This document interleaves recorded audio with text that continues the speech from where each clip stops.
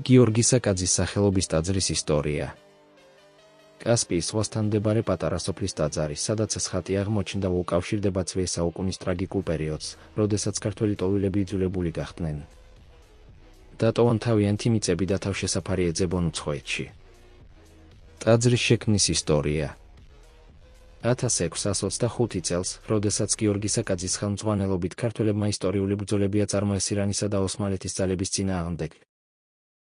ბევრი ოჯახი დატყვევებისა და დევნის განთავის დასახდევად ირანის სხვადასხვა რეგიონში გაიხიზნა.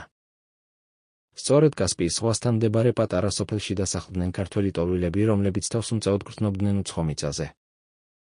სოფლად დასახლებული ქართველების სულიერი გაძლიერების მიზნით დაიწყეს პატარა ტაძრის აშენება, რომელსაც გიორგი საკაძის სახელი დაარქვეს. ტაძრის მშენებლობა, მიუხედავად მძიმე პირობებისა, დაახლოებით 10 წელი გაგრძელდა და დასრულდა 1635 წელს. ხატის შექმნის ისტორია.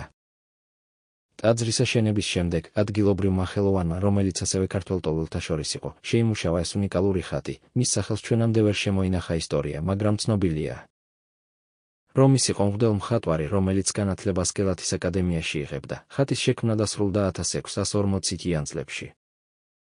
ხატზე გამოსახულია ორი წმინდანი, მეფე და მღვდელმთავარი, რომლებიც სიმბოლურად გამოხატავენ ერთიანობასა და რწმენას.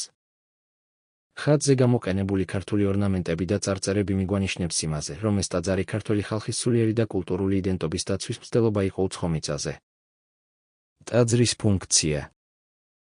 გიორგი საკაძის სახელობის ტაძარი გახდა ქართველების შეხვედრის ადგილი, სადაც ისინი ერთად ლოცულობდნენ, აღნიშნავდნენ ქრისტიანულ დღესასწაულებს და ინარჩუნებდნენ ქართულ ტრადიციებს. ტაძრის კედლებზე მოთხრობილია ქართველთა დევნილობის ისტორია და მათი რწმენის ურყეობა.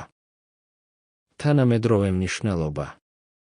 ეს ტაძარი დღემდე პატარა ქართული სულიერი ცენტრის როლს ასრულებს ირანში. იგი ადგილობრივ მოსახლეობასა და ტურისტებსაც იზიდავს, რადგან მისი უნიკალური ხატები და ისტორია ნათლად გადმოსცემს ქართველი ხალხის რწმენასა და ბრძოლას ეროვნული იდენტობის შენარჩუნებისთვის.